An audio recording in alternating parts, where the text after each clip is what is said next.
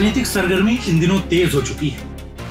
CM, नेता प्रतिपक्ष और तमाम एनडीए और महागठबंधन के नेता इन दिनों घाटशिला में कैंप किए हुए हैं, क्योंकि घाटशिला में उपचुनाव हो रहे हैं और दोनों ही दल पूरी तरह से जोर आजमाइश कर रहे हैं। नमस्कार, मैं प्रदीप अर्जुन महतो, स्वागत है आप सभी का प्रभात खबर के डिजिटल प्लेटफॉर्म में। हम बात कर रहे हैं घाटशिला उपचुनाव की, और घाटशिला उपचुनाव में 11 तारीख को मतदान होंगे और 14 तारीख को परिणाम आएंगे। लेकिन घाटशिला पर हम एक खास चर्चा कर रहे हैं। क्या रुख रहेगा, वोटर का टर्नआउट क्या हो सकता है, किसका पलड़ा भारी नजर आ रहा है, दोनों दलों की तरफ से किसने किसने कमान संभाल रखी है, इस पर चर्चा करने के लिए हमारे साथ मौजूद हैं झारखंड के वरिष्ठ पत्रकार अनुज कुमार सिन्हा सर। सर, आपका प्रभात खबर के डिजिटल प्लेटफॉर्म में बहुत बहुत स्वागत है सर। जोहार। जोहार सर। सब कुछ देख रहे हैं लगातार सर, हम कवरेज कर रहे हैं, फील्ड से भी हम घूम करके आ चुके हैं सर, देख चुके हैं, थोड़ा सा रूप मापने की कोशिश की है। ये चुनाव सर, कहा तो ये जा रहा है कि भले ही सोमेश और बाबूलाल प्रत्याशी हैं, लेकिन साख हेमंत सोरेन और चंपई सोरेन का दांव पर लगा। जो जीतेगा उनकी वाहवाही होगी और जो हारेगा शायद उनका राजनीतिक कद कम हो सकता है। सर, सबसे पहले आप ही से शुरुआत करते हैं इसी सवाल के साथ। दोनों दलों की तरफ से सर लगातार जोर आजमाइश की जा रही है, कोई भी एक कोर कसर नहीं छोड़ना चाहता है सर। दोनों ही दलों की तरफ से फौज उतार दी गई है सर। जहां बीजेपी की खेमे से अर्जुन मुंडा और रघुवर दास नजर नहीं आ रहे थे, वो लोग भी सर अब मैदान में उतर चुके हैं। हेमंत सोरेन खुद कमान संभाल चुके हैं, कई सांसद और पार्टी के विधायक भी वहां लगातार कैंप कर रहे हैं सर। तो सर आप ही बताइए। इसमें कोई दो राय नहीं कि पिछले एक सप्ताह के अंदर में, एक सप्ताह में बहुत ज्यादा सरगर्मी बढ़ी है जी, और दोनों दल पूरी ताकत के साथ मैदान में उतरे हुए हैं जी। उपचुनाव है, कोई फर्क नहीं पड़ेगा चुनाव परिणाम से, सरकार के रहने या जाने पर कोई फर्क नहीं पड़ता है, लेकिन दोनों को बताना है और इसलिए दोनों पूरी ताकत से उतरे हुए हैं। दोनों की बात अगर अलग अलग करे तो बीजेपी में पहले ये लग रहा था कि कौन कौन लोग आएंगे हैं, और पहले चंपई सोरेन जी ही खुद आगे थे जी, और बाकी जो स्टार प्रचारक उनके होते हैं बाहर के वो लोग थे। अब बाबूलाल मरांडी जी वो अपने थे, तो वो दोनों मोर्चा वहां पे लिए हुए थे। मैं सिर्फ पहले बात करता हूँ बीजेपी के बारे में। जी सर। है ये इस बात की संभावना लग रही थी कि और बहुत लोग हैं, खासतौर पर अर्जुन मुंडा जी या विद्युत महतो लोग, ये सब लोग शायद बहुत पार्टिसिपेट न करें। ये बहुत क्लियर है कि रामदास सोरेन जी जेएम के नेता थे और कई बीजेपी के कई बड़े नेता अभी जो हैं इस चुनाव में बड़ी भूमिका प्ले कर रहे हैं, ये सब झारखंड मुक्ति मोर्चा में एक साथ थे, उनके साथ। तो पार्टी तो बदल गई, वो लोग भाजपा में आ गए, लेकिन संबंध तो बना रहता है। और ये रामदास सोरेन के निधन के बाद सीट खाली हुई है, तो एक सिंपैथी भी होता है। तो ऐसा लग रहा था कि हो सकता है कि बहुत लोग ना आए, लेकिन पार्टी व्यक्तिगत संबंध से बड़ा महत्वपूर्ण है पार्टी भाजपा के लिए जी, इसलिए उतरे। तो इन्होंने पूरी ताकत लगा दी है। आज की तारीख में सारे लोग लगे हुए हैं, बाबूलाल मरांडी हो, चंपई सोरेन तो रात दिन लगे हुए हैं, बाबूलाल जी भी तो कैंप किए हुए हैं जी, हैं। अर्जुन मुंडा भी अभी निकले हुए थे, रघुवर दास जी उतरे। तो शहरी इलाकों में जो हुआ वहां पे भाजपा का असर तो रहता ही है। घाटशिला का जो शहरी इलाका है उसमें हुआ, मूसाबनी का हुआ, धर्मगढ़ का हुआ, इस सब जो का जो बेल्ट है घाटशिला प्रॉपर हुआ, तो उन्होंने रोड शो भी किया है। तो जो एक वर्ग है बीजेपी का कैडर बना हुआ है वो तो है ही, तो उससे कहीं ना कहीं एक चार्ज हुआ जी। रघुवर दास के उतरने से बीजेपी के जो लोग हैं वो चार्ज हुए, तो ये बड़ा महत्वपूर्ण फैक्टर होता है। लेकिन ग्रामीण इलाकों में सीन अलग होता है, थोड़ा सा वहां पर का सिस्टम अलग होता है। अब पूरा इलाका संथाल बहुल इलाका है, अधिकांश में महतो भी वहां पर के हैं। विद्युत महतो का चूंकि वो पूरा बेल्ट रहा है, सांसद भी उसी क्षेत्र के, हाँ उसी क्षेत्र के हैं। अच्छा, बगल में बहरागोड़ा है जहां से वो विधायक थे, तो वो एक अलग महतो वोट को लेकर हो रहा है। तो इस चुनाव में ये दोनों रहे हैं। अब आइए जेएमएम पर, नहीं अर्जुन मुंडा के बारे में है। तो अर्जुन मुंडा जी तो पूरे एरिया, तो कि मुख्यमंत्री रहे हैं और उसी जहां पे रामदास सोरेन जी रहते थे उनके बगल में वो रहते हैं, तो पूरी चीजों को सारे लोग जानते हैं। और मुंडा जी भी सर जेएमएम में ही रहे, हाँ जेएम में रहे हैं, बड़े नेता रहे हैं। तो बहुत ही शालीनता से आप देखेंगे ना कि ये लोग अर्जुन मुंडा जी, विद्युत महतो, ये लोग जो भाषण दे रहे हैं, जो बात करते हैं, बहुत ही शालीनता से बात को रखते हैं, बहुत मतलब गंभीर पॉलिटिशियन है वो दिखता है। अब सवाल आया कि चंपई सोरेन के बारे में। तो चंपई सोरेन जो बात अपनी रखते हैं तो कहीं ना कहीं उनके अंदर वो दर्द, पीड़ा और एक जो ईमानदारी है अपने उसके वो दिखती है जिन कारणों से। अंतर कहां पड़ता है? बीजेपी में जो लोग बाहर से भी लोग अभी आए हैं प्रचार करने के लिए जी इस बार आते हैं, तो कुछ लोग ही आए हैं इस बार में उतना लोग नहीं है। तो आप अंदर के इलाकों में बहुत ज्यादा जान सकते हैं, क्योंकि वहां पे दो तरह की भाषा ज्यादा चलती है अंदर के एरिया में, गांव में। एक संथाली हो गया, संथाली, और दूसरा हो गया बांग्ला। तो बांग्ला भाषी पूरा वहां पे उनकी संख्या काफी है। इसमें क्या फर्क है?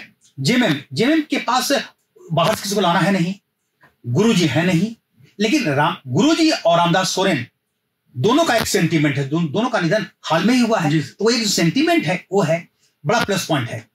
दूसरी बात जो सर ये जो आपने कही गुरुजी का निधन हुआ, हाँ, कई सभाओं में sir of the record, on record तो नहीं, वो लोग ये कहते हुए भी जेएमएम के नेता नजर आ रहे हैं कि गुरुजी के निधन के बाद ये पहला चुनाव होने जा रहा है और फैसला जनता को करना है कि आप हाँ उन्हें किस तरीके से श्रद्धांजलि देते हैं। ये बातें भी जेएमएम के नेता वो नेता बोले या न बोले, स्वाभाविक है कि जहां पर अभी हाल की घटना से लोग जानते हैं, और गुरुजी का अपना एक वर्ग बना हुआ था, जेएमएम का अपना एक कैडर है, बीजेपी का अपना एक कैडर है, वो हिलने वाला नहीं है। उसी तरीके से जेएमएम का भी एक कैडर है जो ग्रामीण इलाकों में बहुत ज्यादा संगठित है और करेंगे। जेएमएम का अपना है मॉडल जो हो गया है, जेएमएम का जो मॉडल है वो एक छोटी छोटी सभा करना, लोगों से मिलना जुलना है। उसमें जेएमएम ने इस बार सारे अपने जो विधायक हैं, खासतौर पे ट्रैवल से लेकर जो विधायक होते हैं वो सब उतरे हुए हैं। तो वो जो अपनी भाषा में बात को रखते हैं, संथाली में रखते हैं, उसका एक अलग असर पड़ता है। ठीक है, साथ में तीर धनुष का सिंबल जी और एक सेंटीमेंट रामदास सोरेन का। एक और फर्क पड़ता है और वो है कि रामदास सोरेन जी उस एरिया में बहुत पॉपुलर हुआ करते थे। रामदास सोरेन जी खुद नहीं है, ठीक है, अब नहीं है, लेकिन उनकी पत्नी जब स्टेज पर जाती हैं और चुप लगाती हैं, उनकी नम आंखें या आंखों का जो आंसू है बहुत कुछ बोलता है, वो बगैर कुछ बोले बहुत कुछ बता जाती है। तो इसका भी असर पड़ेगा। अब रहा सवाल, आपने कहा कि मुख्यमंत्री लिए हुए, तो इसमें कोई शक नहीं कि स्टार प्रचारक ये दोनों ही तो हैं। झारखंड मुक्ति मोर्चा में कल्पना सोरेन से बड़ा स्टार प्रचारक कौन है, जिस तरीके से अपनी बातों को रखते हैं। और हेमंत सोरेन, इधर जितनी सभा हो रही है उसको देखेंगे कि संथाली भाषा में अधिकांश भाषण देते हैं, जो टच करता है, कनेक्ट करता है लोगों को। जिस वर्ग को वो मैसेज देना चाहते हैं या चाहती हैं, वो सब उसी भाषा में है, संथाली में होता है। तो जब आप किसी से बात करते हैं उसकी भाषा में, तो एक अपनत्व नजर आता है, बहुत ईजी होता है। तो ये सारी चीजें सामने आ रही है, इसलिए जोरदार चुनाव होने जा रहा है। शहरी एरिया में जो अपना वोट बैंक का जो बेस होता है वो बहुत अच्छी स्थिति में होते हैं भाजपा के प्रत्याशी, लेकिन जैसे ही आप ग्रामीण इलाकों में जाते हैं वहां अलग स्थिति बनी होती है। वहां ट्रेडिशनली, आज का नहीं, लंबे समय से पूरा वो आंदोलन का क्षेत्र रहा है जहां पे बहुत मजबूत है जेएमएम। तीसरा फैक्टर जो होता है वो इशू है जयराम जी का। तो जयराम महतो भी बहुत पॉपुलर लीडर है, उनकी सभा में आप देखें कि भीड़ तो उमड़ पड़ती है। हमने पहले भी कहा था, वो आपको दिखेगा। इस चुनाव में कहीं ना कहीं सुदेश महतो भी है, तो एक बड़ा फैक्टर नजर आएगा, अभी देखने गया है कि इसका जो असेसमेंट होगा। देखिए, मूल लड़ाई तो दो में ही है, ठीक है, जेएमएम और बीजेपी, बस बहुत क्लियर है। आप कहने का तो सेफ साइड लेने के लिए आप 14 में 12 को जोड़ देंगे, लेकिन वैसा नहीं है। तीसरा में देखना है कि कितने और मजबूत होते हैं जयराम महतो, ये देखना है, क्योंकि इस बार में जो कुर्मी और ट्राइबल्स का जो बीच का जो मामला था, वो जो मूवमेंट था उसका भी असर यहाँ पर दिखेगा। पोलराइजेशन तो हुआ है और वो दिखेगा। अब देखना है कि वो वोट किधर जाता है। कई बार क्या होता है कि जो कुर्मी है, ये अभी तो तीनों की पकड़ है जी, बीजेपी के साथ भी एक कुर्मी वोट पहले से बना रहा है, एनडीए भी कह सकते हैं, सुदेश महतो, एनडीए, हाँ, हम लोग बीजेपी को जोड़ेंगे। और सुदेश महतो खुद महतो है, तो उनका एक अपना आधार बना हुआ है, कर रहे हैं। और जयराम महतो हाल के दिनों में, पिछले 1.5-2 सालों में कुर्मियों को लीड करने वाले बड़े नेता आए हुए हैं। तो अब ये कहीं ना कहीं अंदर में देखना है कि जो कुर्मी वोटर हैं, हम फिर आ गए कुर्मी पर, कुर्मी जो वोटर हैं वो किधर जाते हैं, और ये तय करेगा है आने वाले दिनों में कुर्मी पॉलिटिक्स को भी तय करेगा जी। तो ये सीन है। कंटेस्ट जबरदस्त हर समय बढ़ते जा रहा है, मामला बढ़ा है, क्लोज होते जा रहा है। ये थर्ड फैक्टर होगा अपने लिए जी। बाकी दो जो है वो सीधे आपस में है और इसमें कोई तरह नहीं कि अच्छी पोलिंग भी होगी। गौर करेंगे कि महिलाओं की संख्या हर सभा में ज्यादा हो रही है, तो ये वो बेल्ट है जहां पे महिलाएं पार्टिसिपेट काफी करती हैं। ये सब चीज देखेगा, सरकार की योजनाएं हैं और सत्ता में जेएमएम है तो उसका एक है कि जो स्कीम अप्लाई है मैया योजना और बाकी जो चीजें हैं लौकी हैं उसका फायदा मिलता है। सर जब कभी भी लड़ाई होती है तो ताकत की बात आती है। ये भी राजनीतिक लड़ाई है घाटशिला का उपचुनाव। दोनों पार्टियों की ताकत सर कुछ पॉइंट्स में अगर आप बताना चाहें तो बीजेपी जेएमएम। अभी जो हम बात की ना उस पर वो चीज हालांकि सवाल का आंसर आ ही गया था, फिर भी कि भाजपा शहरी क्षेत्र में जो है वहां पे उनकी स्थिति मजबूत है। व्यापारी वर्ग जिसको कि सीएम ने भी जिक्र किया था है वो सारे लोग और जो पारंपरिक वोट है बीजेपी का उनके साथ है। दूसरा व्यक्तिगत छवि अपनी उनकी काफी अच्छी रही है चंपई सोरेन की व्यक्तिगत छवि जी रहे हैं पार्टी से हटकर। हाँ जब तक वो उसमें रहे जेएम में रहे तो एक बना हुआ रहा पूरा उनका कार्य क्षेत्र रहा था करके था जी। लेकिन अब जब पार्टी से वो अलग हो गए जेएम से अलग हो गए और वो चले गए भाजपा में तो अब देखना है कि जो उनके हार्डकोर सपोर्टर थे जो आज भी उनकी तारीफ करते हैं है ना, उनका कुछ बोलेंगे नहीं चंपाईदार तो बड़ा अच्छा व्यक्ति है और वो है भी उन्होंने तैयार भी किया है, लेकिन क्या वो वोट देंगे? सवाल यहां हो जाता है। आप एज ए मैन बहुत अच्छे व्यक्ति आप करेंगे लेकिन कहें कि ये तो इशू जो हमारा है उसमें तो हमारे लिए तो आदिवासी के इशूज पर जेएमएम मेरे खड़ा होता है, तो ये एक बड़ा प्लस पॉइंट भी है और माइनस पॉइंट भी है। चंपई सोरेन के साथ जो पुराने जो कार्यकर्ता जो लोग रहे हैं जो वोटर रहे हैं वो क्या करते हैं। तो तीसरा क्या है कि इस बार जैसे भी हो बीजेपी के जितने लोग हैं वो सब लोग उतर गए हैं। ऐसा अगर कोई ना उतरता, अर्जुन मुंडा जी उतर गए, रघुवर दास जी उतर गए, अच्छा बाबूलाल मरांडी जी तो है ही वहां पे है और चंपई सोरेन तो खैर लीड में ही है, सारा कुछ है। ये चार वो उतर गए हैं। तो उसे एक मैसेज देने में भाजपा सफल रही है कि ये जो रिमर होता है कि हम लोग आपस में बटे हुए हैं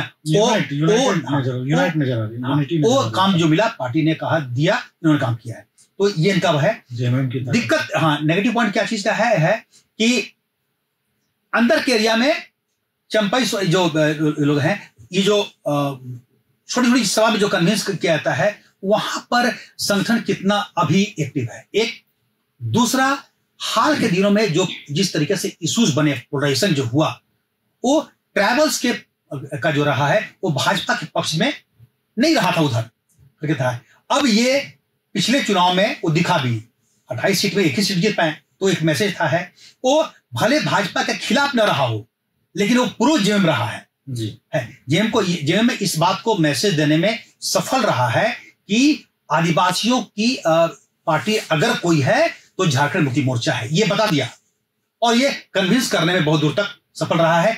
इलेक्शन का दोनों का लोकसभा का या विधानसभा का ये दोनों का रिजल्ट भी इस लॉजिक को सपोर्ट करता है।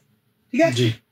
जेएम का प्लस पॉइंट बताया, जेएम का प्लस पॉइंट और है कि सारे जो उनके बड़े स्टार न रहे लेकिन छोटी छोटी सभाओं में जाके इलाकों में जाकर अपनी बात को रखते हैं और डोर टू डोर कंपेनिंग का बहुत स्ट्रॉन्ग है अपनी बात रखने का।